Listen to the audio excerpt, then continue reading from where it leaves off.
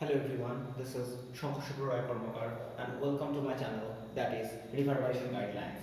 So, আমরা thermodynamics নিয়ে কথা বলছিলাম and থার্মোডাইনামিক্স নিয়ে যে সার্টেন পার্ট নিয়ে আজকে আমরা ডিসকাস করব that is the transmission of heat বা তাপের সঞ্চালন।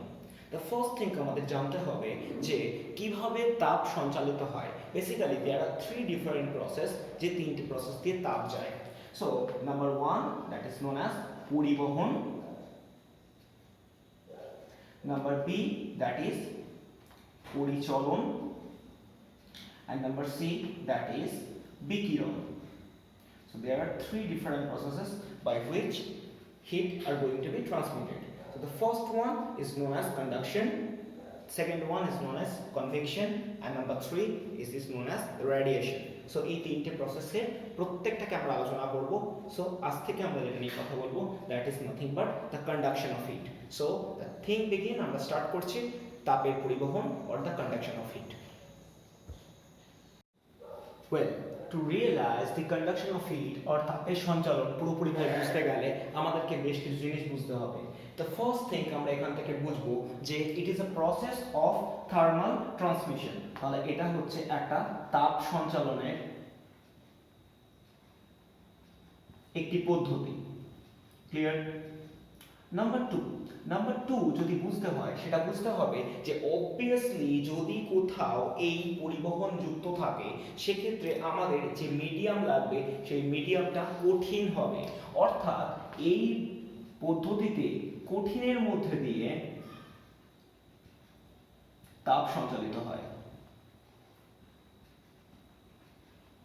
Clear?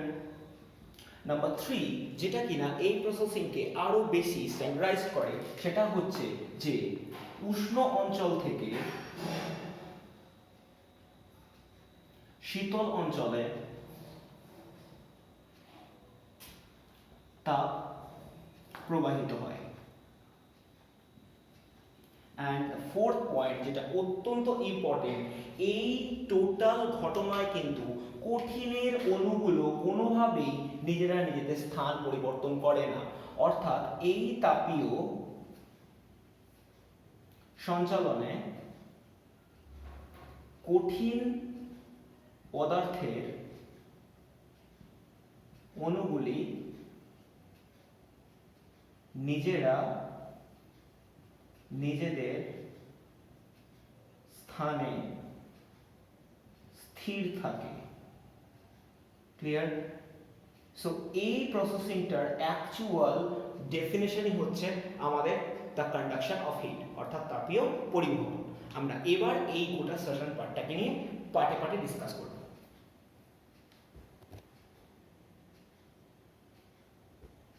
Well, before we start আমি বেসিক্যালি একটা লোহার রডকে ইমাজিন করছি, যে লোহার রডটাকে আমরা ধরে নিচ্ছি এই রকম দেখতে। ক্লিয়ার? এখন এই লোহার রডটাকে আমি সবার ফার্স্টে যেটা করবার চেষ্টা করছি, এর একটা এজকে বুনসেন বার্নার দিয়ে হিট করতে স্টার্ট করছি। সো আমি এই ক্ষেত্রে ক্রমশ তাপ প্রদান করছি। এখন যদি এদিকে ক্রমশ তাপ প্রদান করি তাহলে আস্তে আস্তে এই জায়গাটা কি হবে, এই জায়গাটা উষ্ণ হতে আরম্ভ করবে। So the temperature of this certain part is going to be increased. তাহলে এই অঞ্চলের তাপমাত্রা দেখা যাচ্ছে θ1। এবার আমি যদি ক্রমশ বাম দিক থেকে ডান দিকে যেতে আরম্ভ করি, ধরা যাক এই সার্টেন পয়েন্টে টেম্পারেচার কত হচ্ছে θ2, আর একটু দূরে θ3, আর একটু দূরে θ4, আর একটু দূরে θ5 যদি হয়, the ফার্স্ট কন্ডিশন এটা আমাদের জন্য অত্যন্ত ক্ল্যারিফাইড থাকতে হবে যে অবভিয়াসলি θ1 এর ভ্যালু ম্যাক্সিমাম হবে এবং যত লেফট থেকে রাইটের দিকে যাবে তত তাপমাত্রা কমতে আরম্ভ করবে। So that is a very very important rule. এবার যদি আমরা নর্মাল কনসেপ্টে বোঝার চেষ্টা করি যে এই তাপমাত্রার পরিবর্তন ঠিক কেন হচ্ছে, না দেয়ার আর 3 ডিফারেন্ট টাইপ অফ কন্ডিশনস যারা এই তাপমাত্রার রেগুলেশনটাকে নির্ভর করাচ্ছে। সো কি কি সেই কন্ডিশন, সেই কন্ডিশনটাকে আমরা এবার দেখব। Right now we are trying to discuss on the topic of the factors which are regulating the thermal conduction. So তিনটে different process হয়। নাম্বার 1 না কি হবে, আমি যখনই কিছু তাপ দেবো অবভিয়াসলি এই ক্ষেত্রে অণুগুলো আছে, এই অণুগুলো বেসিক্যালি কি করবে, কিছু অ্যামাউন্ট হিট, যেহেতু সেটা শক্তি, সেই শক্তিকে কি করবে, অ্যাবজর্ব করবে। সো নাম্বার 1, কিছু পরিমাণ তাপ শক্তি অণু দ্বারা শোষিত হবে। So that is very very important. Number 2, যদি আমরা সেকেন্ড ফ্যাক্টরটা বুঝবার চেষ্টা করি, যেক্ষেত্রে কি হচ্ছে না, যখনই কিছুটা শোষিত হবে তখনই কি হবে, পাশের অংশে কিছুটা পরিবাহিত হবে। সো নেক্সট পার্টে কি হবে, কিছু পরিমাণ তাপ পাশের অণুতে স্থানান্তর। Clear? And the third part, যেটা হচ্ছে আমরা কোনোভাবেই কন্ট্রোল করতে পারবো না, সেটা হচ্ছে কিছু পরিমাণ তাপ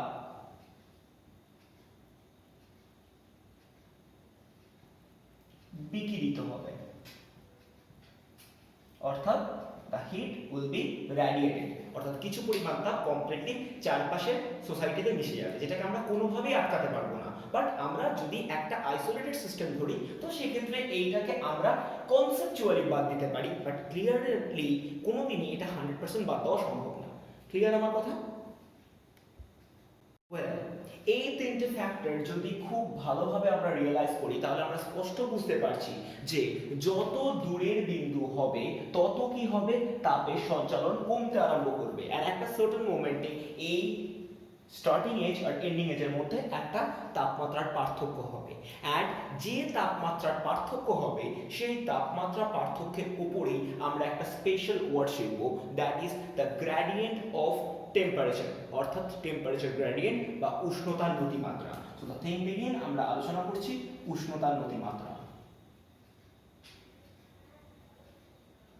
ইংলিশ টার্ম হচ্ছে টেম্পারেচার গ্রেডিয়েন্ট বা the gradient of temperature. So basically আমরা খুব ভালোভাবে বুঝতে চাইছি যে একটা রড আছে এবং এই রডটার দুটো এজের তাপমাত্রা যথাক্রমে আমি ধরে নিচ্ছি θ1 আর θ2, এবং আমরা ধরেই নিচ্ছি যে θ1টা θ2 থেকে বেশি উষ্ণ। তার মানে কি হবে, এই সার্টেন পয়েন্টটা বেশি উষ্ণ, দ্যাট ইজ হট, আর এই সার্টেন পয়েন্টটা অবশ্যই সেই তুলনায় ঠান্ডা, দ্যাট ইজ কোল্ড। তাহলে এই সার্টেন পয়েন্ট থেকে এই সার্টেন পয়েন্টের দিকে একটা তাপের সঞ্চালন হবে, এবং এই তাপের সঞ্চালন হওয়া যদি স্টার্ট হয়, তাহলে এই টোটাল যত লেন্থটা থাকবে, অর্থাৎ এই দণ্ডের যত দৈর্ঘ্য থাকবে, সেই দণ্ডের দৈর্ঘ্যই বেসিক্যালি এই তাপমাত্রার রেগুলেশনটাকে কন্ট্রোল করবে। Fair enough? কেন না, আমি আবারও বলছি, এই দণ্ডটা যত বড় হবে, এর মাঝখানে এরকম ছোট ছোট সেগমেন্ট করতে গেলে আমরা অনেক ছোট ছোট পার্ট পাবো, এবং প্রত্যেকটা পার্টে গিয়ে কিন্তু এই অণুগুলো কিছুটা করে শক্তি শোষণ করবে, কিছুটা পাশেরটা স্থানান্তরণ করবে, এবং কিছুটা রেডিয়েট করবে। সো তিনটে পার্টে প্রত্যেকটা স্টেপে অল্প অল্প করে এনার্জি ট্রান্সমিটেড হবে, যার জন্য যত বড় দণ্ড হবে তার এই উষ্ণতার নতিমাত্রা তত পার্থক্য দেখাবে। So the logic is that এই উষ্ণতার নতিমাত্রা কথা অ্যাকচুয়াল মিনিং যদি আমরা বুঝতে চাই, দিস ইজ নাথিং বাট দুটো প্রান্তবিন্দুর মধ্যে তাপমাত্রার পার্থক্য ডিভাইডেড বাই এক্স, অর্থাৎ এই সার্টেন টপিকের নামই হচ্ছে উষ্ণতার নতিমাত্রা, that is gradient of temperature. Clear আমার কথা? And if we try to implement it in such rule, যে ক্ষেত্রে আমরা কি করতে পারছি, যে ডেরিভেশন বা ইন্টিগ্রেশন ফরম্যাট অ্যাপ্লাই করি, তাহলে বেসিক্যালি এটা হয়ে যাবে minus of D theta DX. So minus কথার মানে কি না, এই গ্রেডিয়েন্ট অফ টেম্পারেচার বা টেম্পারেচার গ্রেডিয়েন্ট বা উষ্ণতার নতিমাত্রা ক্রমশ কমতে থাকে, and that is very vivid, আমি এক্ষুনি তার কারণ বলেছি। সো মাইনাস কথার মানে যেহেতু এটা ক্রমহ্রাসমান, সেই জন্য মাইনাস বসায়, আর ডি থিটা মানে দুটো এজের মধ্যে টেম্পারেচারের ডিফারেন্স, আর ডিএক্স মানে টোটাল ডিস্টেন্সটাকে খুব ছোট ছোট সেকশনে ডিভাইড করা। আর যদি এর আমরা ইউনিট বোঝার চেষ্টা করি, সো হোয়াট অ্যাবাউট ইউনিট, না আমরা কি জানি থিটা কথার মানে কি, থিটা কথার মানে জেনুইনলি একটা টেম্পারেচার। সো টেম্পারেচার মানে আমরা লিখতে পারি this is nothing but kelvin, কারণ আমরা এসআই দিয়ে হিসাব করছি। So kelvin per metre, that is kelvin metre inverse. Clear? So this will be the actual unit of the total data. Okay, এবার যেটা আমরা পড়ব সেটা কমপ্লিটলি ক্লাস 10 ওরিয়েন্টেড একটা জিনিস, কিন্তু তারপরেই আমরা প্রচন্ড কমপ্লিকেটেড একটা জিনিসে চলে যাব। সো বেসিক্যালি আমি এক্ষেত্রে একটা মেটালিক প্লেট দেখতে পাচ্ছি। যে মেটালিক প্লেট আমি কেন বলেছি, কারণ এক্ষেত্রে যেহেতু আমরা কমপ্লিটলি আলোচনা করছি ট্রান্সমিশন অফ হিট এবং আমরা আলোচনা করছি পরিবহন, সেক্ষেত্রে অবভিয়াসলি এটা একটা সলিড পার্টিকেল হতে হবে। তো সলিড পার্টিকেল মানে আমি মেটাল ধরে নিচ্ছি। এই মেটালের যদি কনসেপ্টটা দেখি তাহলে এর যে বেধ, সেই বেধটাকে আমি ডি নাম দিয়েছি, ফেয়ার এনাফ। আর এর যে ক্ষেত্রফল, এই ক্ষেত্রফল যেটা অ্যাকচুয়ালি এই সার্টেন প্লেটটা, এই ক্ষেত্রফল কত? এর ক্ষেত্রফল হচ্ছে এ।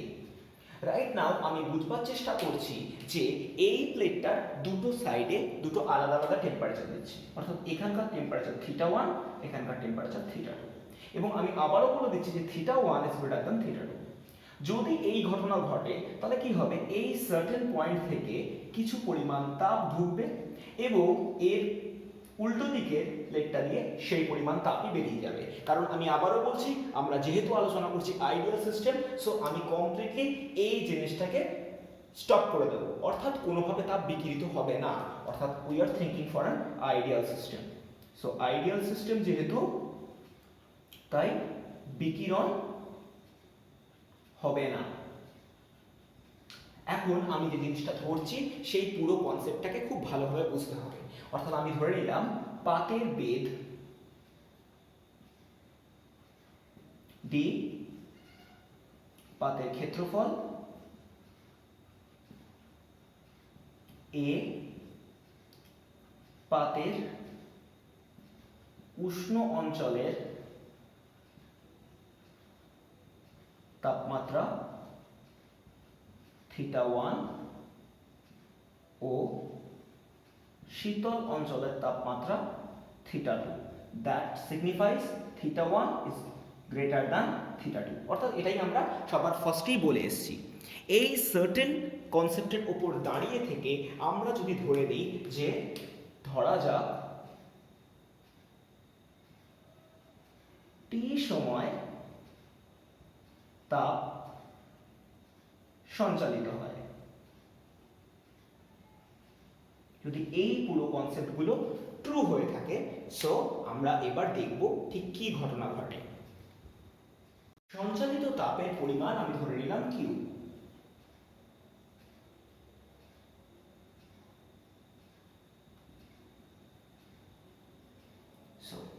সঞ্চালিত তাপের পরিমাণ যদি কিউ হয়ে গিয়ে থাকে, সো আমরা কি বলতে পারবো যে এই কিউ পরিমাণ তাপ যেটা সঞ্চালিত হচ্ছে সেটা পাতের ক্ষেত্রফলের সাথে সমানুপাতিক।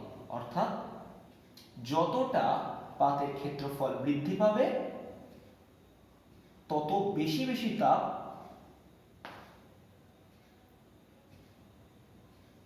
সঞ্চালিত হবে। ক্লিয়ার? নাম্বার 2, এই কিউ অর্থাৎ যত পরিমাণ তাপ সঞ্চালিত হবে সেটা এই বেধের যে চওড়া, অর্থাৎ যতটা চওড়া হবে তার সাথে ব্যস্তানুপাতিক। কারণ কি, যত সরু পাত হবে তত বেশি বেশি তাপ চলে যাবে, যত মোটা পাত হবে তত কি হবে, তাপ সঞ্চালনে সময় বেশি লাগবে। সো এটাই আমরা একটু আগে বলেছিলাম, কারণ রড যত বেশি লম্বা হবে তত কম কম তাপ যাবে, অর্থাৎ পাতের বেধের সাথে ব্যস্তানুপাতিক। ক্লিয়ার? ওয়েল, নাম্বার 3, যত পরিমাণ তাপ সঞ্চালিত হবে that is Q is directly proportional with T, অর্থাৎ সময়ের সাথে সমানুপাতিক।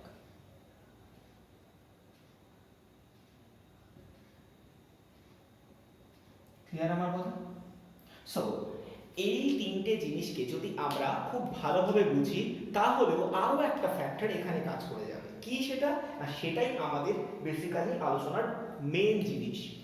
আমরা এই যে এত কিছু ধরছি যে তাপ সঞ্চালিত হচ্ছে, তাপ সঞ্চালিত হবে, কোন পাত থেকে কোন পাতে হবে, তা এটা একমাত্র ডিপেন্ড করছে এই দুটো তাপমাত্রার ওপর। অর্থাৎ এদের মধ্যে তাপমাত্রার যত বেশি বেশি পার্থক্য থাকবে তত বেশি বেশি তাপ যাবে, যত কম পার্থক্য থাকবে তত কম কম তাপ যাবে। অর্থাৎ যেটা সবচেয়ে বেশি ইম্পর্টেন্ট জিনিস, অর্থাৎ যেটা কি ফ্যাক্টর, সেটা কি হবে না এই সঞ্চালিত তাপ is directly proportional with the difference of temperature, অর্থাৎ দুই প্রান্তের তাপমাত্রার পার্থক্যের সাথে সমানুপাতিক। সো এই হচ্ছে আমাদের চারটে কি ফ্যাক্টর। এখন এই চারটে কি ফ্যাক্টরের মধ্যে আমি অবভিয়াসলি বলছি এটা সবচেয়ে ইম্পর্টেন্ট, কারণ এটাই হচ্ছে চালিকা শক্তি, অর্থাৎ তাপ কেন সঞ্চালিত হবে তার মেন কারণ হচ্ছে এই দুটো প্রান্তের যে তাপমাত্রার পার্থক্য আছে। সো আমরা ল অফ ভ্যারিয়েশন খুব ভালোভাবে জানি। সো আমরা বেসিক্যালি এই ক্ষেত্রে অ্যাপ্লাই যেটা করছি সেটা হচ্ছে ল অফ ভ্যারিয়েশন, অর্থাৎ ভেদের সূত্র যদি অ্যাপ্লাই করি, so this will be Q proportional to a into 1/d into t theta 1 minus theta 2 within bracket। So এই গোটা ডেটাটা এলো। এবার যদি আমরা এই প্রপোর্শনাল সাইন তুলি তাহলে obviously এটা কনস্ট্যান্ট আসবে, and that constant is going to be defined by k। So এই গোটা ডেটাটা দেখতে কিরকম লাগছে, k a t within bracket theta 1 minus theta 2, নিচে থাকছে d। সো এই সার্টেন পার্টটাকে নিয়ে আমরা অনেক কিছু কথা বলবো, অ্যান্ড সেই পার্টটাকে নিয়েই এবার আমরা ডিসকাস করছি। দেখা যাক কি হয়। পুরো লজিকটা যদি আমরা বুঝে থাকি তাহলে আমরা একটা জিনিস বুঝতে পেরেছি যে টি সময়ে মোট কিউ পরিমাণ তাপ গেছে। তাহলে আমরা যদি কোনোভাবে এটা বের করতে পারি যে একক সময়ে সঞ্চালিত তাপ, তাহলে কত হবে না, বেসিক্যালি আমি কি করব কি কিউকে টি দিয়ে ডিভাইড করে দেবো। অর্থাৎ আমরা দুটো কাজ করতে পারি, এক বোথ সাইড টি দিয়ে ডিভাইড করে দিতে অর্থাৎ সময় দিয়ে, নয়তো দ্বিতীয় ক্ষেত্রে টিটাকে নিচে নিয়ে আসতে। তাহলে আমার কাছে এর পাশে কত পড়ে থাকবে, K A within bracket theta 1 minus theta 2, নিচে পড়ে থাকছে ডি। Fair enough. এইবার এই গোটা ডেটাটাকে কিছু জিনিস বুঝবার আগে আমরা সবার ফার্স্টে কে এর ডাইমেনশন বের করার চেষ্টা করব। সো কে কথার অ্যাকচুয়াল মিনিং কি আমি একবারও বলিনি। তো কে কথার অ্যাকচুয়াল মানে হচ্ছে পরিবাহিতাঙ্ক। সো দ্য ফার্স্ট থিং আমাদেরকে জানতে হবে কে কথার অ্যাকচুয়াল মানে কি। সো কে মানে হচ্ছে থার্মাল কন্ডাক্টিভিটি বা তাপ পরিবাহিতাঙ্ক। সো আমি লিখছি কে ইকুয়াল টু তাপ পরিবাহিতাঙ্ক। সো এবার যদি আমরা কে এর ডাইমেনশন বের করবার চেষ্টা করি তাহলে আমরা খুব ভালোভাবে বুঝি। সো ফার্স্ট থিং আমরা এখান থেকে বুঝবার যেটা চেষ্টা করছি সেটা হচ্ছে আমরা করার চেষ্টা করছি এক্ষেত্রে কেটাকে এক সাইডে রাখছি আর গোটা ডেটাটাকে উল্টো দিকে নিয়ে চলে যাচ্ছি। So this will be Q into D divide by T, এটাও নিচে আসবে আর থিটা 1 মাইনাস থিটা 2 নিচে চলে আসবে। Fair enough. তাহলে যদি আমরা এখান থেকে কে কে এস্টাবলিশ করতে চাই তো কে মানে কি অ্যাকচুয়ালি দেখ কিভাবে বেরোয়। সো আমি ফার্স্টই বের করছি এসআই এককে। সো আমার জন্য সেটা একটু ইজি হবে। সো কিউ মানে কি, কিউ মানে তাপ, অ্যান্ড তাপ ইজ নাথিং বাট জুল, কারণ তাপ হচ্ছে একটা শক্তি। জুল, ডিস্টেন্স মানে obviously metre, divide by time মানে সেকেন্ড, এ মানে area that is nothing but metre square, আর থিটা 1 মাইনাস থিটা 2 মানে কেলভিন, অর্থাৎ তাপমাত্রার পার্থক্য কেলভিনে হিসেব করা হয়। সো এই গোটা ডেটা যদি ক্যালকুলেট করি এটা কত হয়ে যাবে, joule per second metre kelvin, কারণ এই উপরের একটা মিটার নিচের একটা মিটার কেটে যাবে। সো এই পর্যন্ত গোটা ডেটাটা দেখতে লাগছে।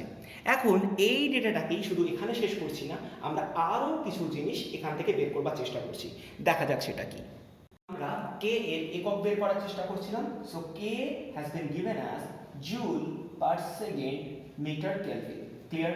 এখন আমরা একটা জিনিস যদি বুঝি that is joule per second, এই গোটা কথার একটা পোশাকি নাম আছে আর বাকি মিটার কেলভিন পড়ে থাকলো। সো জুল পার সেকেন্ড মানে actually watt. So watt per metre kelvin, and that is the unit of K. এবার যদি আমরা এই ডাইমেনশন বের করার চেষ্টা করি, সো ফার্স্ট থিং আমরা এই ডাইমেনশন যদি বের করি তাহলে কি হবে না, আমি কে এর মাত্রা বার করছি। সো মাত্রা মানে কি আমি এক্ষুনি বলেছি, that is joule metre divide by second metre square into kelvin. So আমরা মাত্রা বার করছি, জুল মানে বেসিক্যালি একটা কাজ, that is M L square T to the power -2। Fair enough. পাশে একটা মিটার আছে, সো মিটার বসিয়ে দিলাম, ডিভাইডেড বাই সেকেন্ড মানে টাইম, মিটার স্কোয়ার মানে এল স্কোয়ার, আর কেলভিন মানে কে বা theta whatever we want.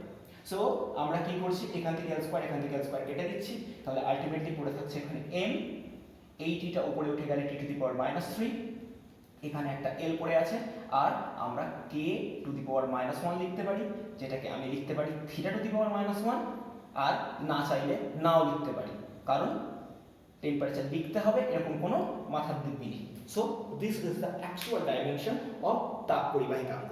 Clear? Well, now come to the toughest part, that is nothing but তাপীয় রোধ or the thermal resistance. So এই পুরো পার্টটা বুঝতে গেলে আমাদেরকে ক্লাস 10 এর একটা কনসেপ্টকে আলোচনা করতে হবে। সো ক্লাস 10 এ আমরা যখন পড়েছিলাম আমরা ওহমস ল বলে একটা জিনিস পড়েছিলাম। সো বেসিক্যালি আমি যেটা করছি সেটা একটা পুরনো জিনিস আলোচনা, অর্থাৎ স্মৃতিশক্তির বিকাশ ঘটাচ্ছে। সো স্মৃতি যেহেতু আমরা বহু বছর আগে ক্লাস 10 পাস করেছিলাম তো মনেও নেই। সো ভি ইকুয়াল টু আমরা পড়েছিলাম I into R, fair enough? অর্থাৎ যদি আমরা আই বের করতাম তাহলে আই কথার মানে কত ছিল? ভি বাই আর, কারণ এটা ওহমের সূত্র থেকেই আমরা শিখে এসেছি। ক্লিয়ার? রাইট।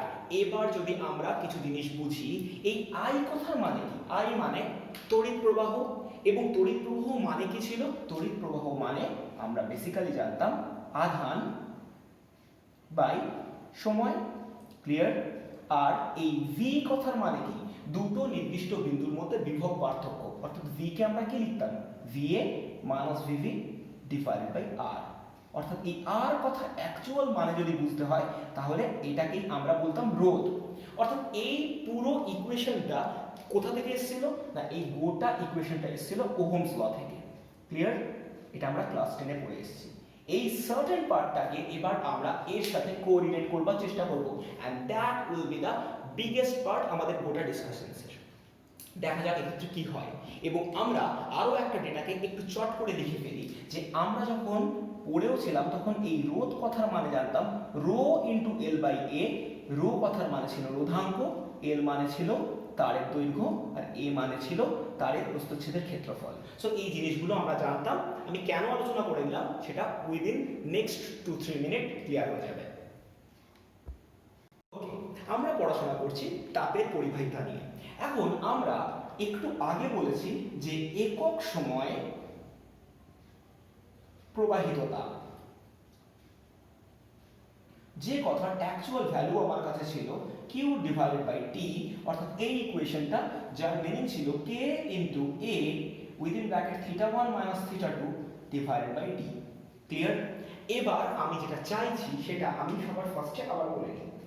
দেখ, এই পাতের মধ্যে দিয়ে তাপ যাচ্ছে, তার ডিপেন্ডিং ফ্যাক্টর অনেক কিছু থাকে, কিন্তু একটা চালিকা শক্তি আছে। সো হোয়াট অ্যাবাউট চালিকা শক্তি?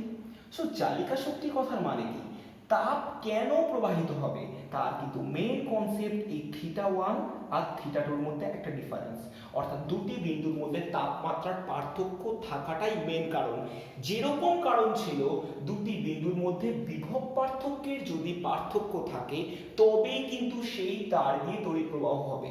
সো আমি দুটোকে কোরিলেট করবার চেষ্টা করছি, and that is the biggest issue যেটা নিয়ে আমি কথা বলছি। সো এই গোটা ইকুয়েশনটাকে আমি চাইছি একটু সিনক্রোনাইজ করতে।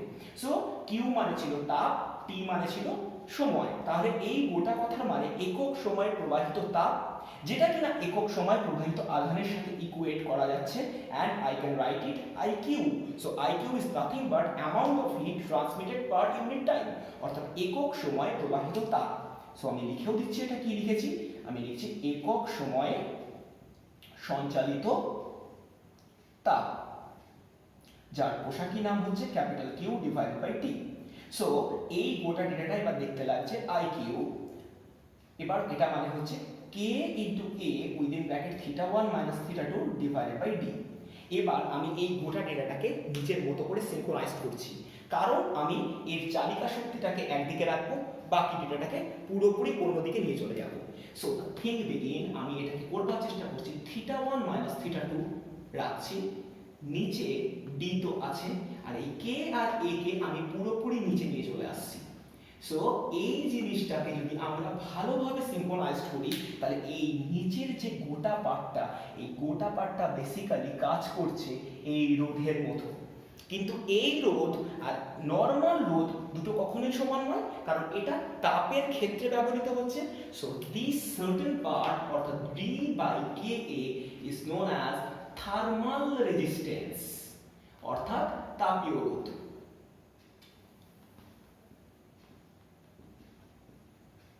অর্থাৎ এই সার্টেন পার্ট থেকে আমরা একটা নতুন কনসেপ্ট জেনারেট করলাম যার নাম হচ্ছে থার্মাল রেজিস্ট্যান্স বা তাপীয় রোধ। ওয়েল, এবার যে জিনিসটা আমরা দেখলাম সেটা তাপীয় রোধ। এই তাপীয় রোধকে আমরা লিখি সাই দিয়ে।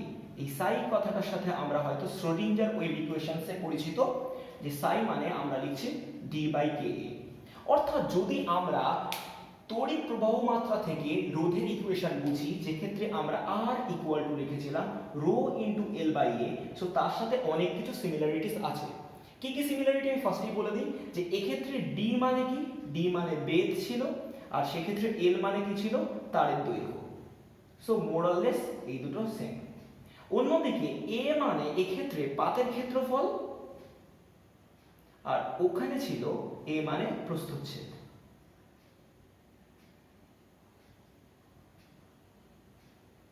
ক্লিয়ার? এক্ষেত্রে K মানে হচ্ছে তাপ পরিবাহিতাঙ্ক, আর সেক্ষেত্রে রো মানে ছিল রোধাঙ্ক। অর্থাৎ আমরা যদি 1/k কে বোঝার চেষ্টা করি, তাহলে এই 1/k এর অ্যাকচুয়াল মিনিং দাঁড়াবে দ্যাট ইজ নাথিং বাট তাপীয় রোধাঙ্ক।